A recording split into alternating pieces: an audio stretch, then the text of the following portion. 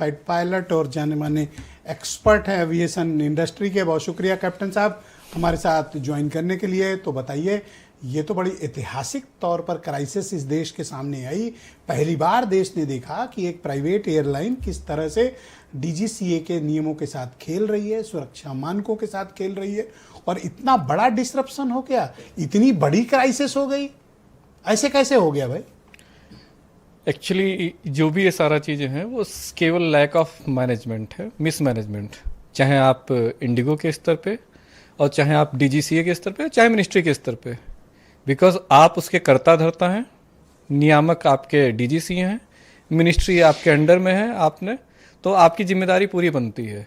और रही बात इंडिगो की, तो हाँ, ये फैक्ट यही है कि उसकी संस्कृति में यही रहा है कि वो शुरुआत से ही उनको कैप्चर करना, कैसे अराजकता का यही मतलब यही है कि उन्होंने अपना मोनोपोली बना ली, तो जो चाहेंगे, जो नियम उन्होंने चाहे वो उन्होंने डीजीसीए के से बनवा लिए।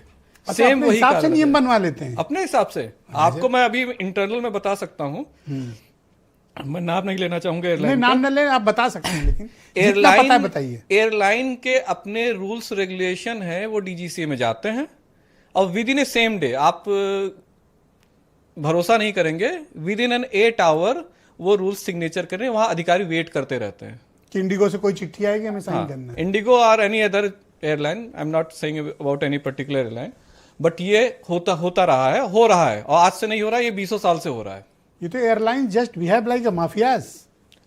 अब आप सोच लीजिए, आपने खुद ही अपने इंट्रोडक्टरी रिमार्क में बताया कि जस्ट आपकी 2200 से 2300 इनके। अच्छा, इंडिगो की कितनी उड़ानें हैं पर डे? अराउंड 2300 के करीब है। और ये जो भी एफडीटीएल का नया रूल आया है उसके अकॉर्डिंग पायलट्स को इनको 36 आवर्स से 48 आवर्स पे इनको रेस्ट पीरियड देना था, 12 घंटे। हाँ, और लैंडिंग का दो तीन लैंडिंग पर नाइट इनको उन्होंने घटाई है। और ये कोई एहसान नहीं कर रहे हैं, ये ग्लोबल स्टैंडर्ड है जिसको अभी तक हम लोगों ने इंप्लीमेंट ही नहीं किया था इंडिया में। अच्छा, इसको अब एग्जीक्यूट कर रहे हैं।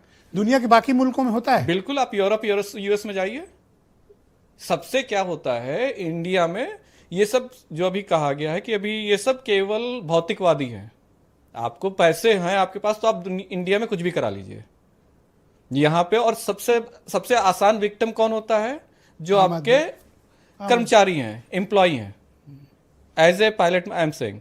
और सबसे ज्यादा इसमें परेशान कौन हो रहा है? अच्छा, मान लीजिए, जैसे मैं कई लोगों से पूछ चुका, मुझे थोड़ा पर्सनली भी, क्योंकि मैं एक्सपर्ट नहीं हूं, इसलिए आप बताओ।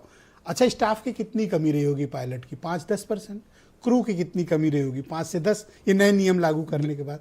तो पूरी सर्विस कैसे कोलैप्स हो गई? मैं ये नहीं मिस्ट्री समझ पा रहा। देखिए, मैं आइडियलिस्टिक नहीं हूं, मैं प्रैक्टिकल में बिलीव करता हूं। अभी जो भी ये सब इश्यूज हुए, इसके कारण से मैक्सिमम 10 to 20% पायलट्स की या क्रू की शॉर्टेज हो सकती है, केवल 10 to 20% कैलकुलेशन। तो चलो 200 फ्लाइट डिस्टर्ब होंगी।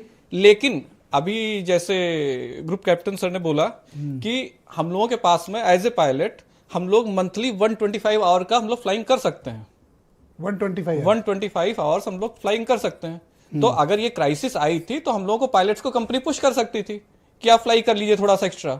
ओके, तो क्यों नहीं किया? अभी as a pilot I am saying, अभी फर्स्ट ऑफिसर और कैप्टन, फर्स्ट ऑफिसर राउंड है आपका 50 to 60 आवर फ्लाइंग कर रहा है मंथली, और कैप्टन पीआईसी वो करीब 70 to 80 आवर्स फ्लाइंग कर रहा है। उसके पास है, आप एक पायलट को आप 20-30 आवर्स और उसको पुश कर सकते थे। ये क्राइसिस ही नहीं होनी थी। केवल तो आपका मतलब है, इसका मतलब तो क्राइसिस तो क्रिएट की गई। क्राइसिस जानबूझ कर क्रिएट की गई। इसमें मैं बता रहा हूं सभी अधिकारी हैं, सभी इसके कारण है।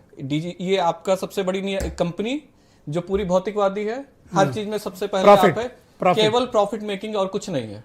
इंडिगो सबसे बड़ी, तो मतलब डीजीसीए के घुटना टिकवाया गया ना। उनको आप खुद क्राइसिस क्रिएट करके। उनको रूल 2 साल पहले से पता था, जनवरी 2024 से उनको पता था, उसके बावजूद भी है। और आप नियामक संस्था है, आपका काम है निगरानी करना, आपका काम है एग्जीक्यूट कराना रूल का।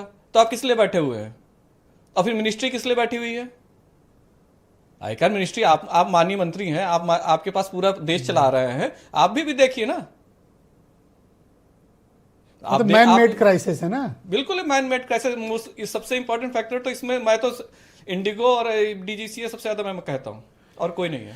ऑलराइट, शुक्रिया कैप्टन साहब, हमारे साथ बने रहिएगा। वीरेंद्र